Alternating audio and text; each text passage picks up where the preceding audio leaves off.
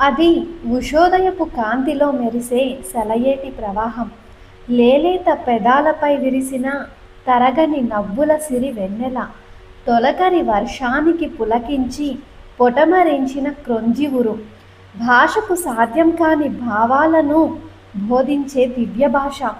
దాని సౌకుమార్యం ముందు పాల నురగలు, చిగురు కొమ్మలు, లేగ పరుగులు, నెమలి పించాలు, సంపెంగ వాసనలు, వేణుగానాలు, పూల మకరందాలు, తుమ్మెద ఝుంకారాలు దిగదుడిపే.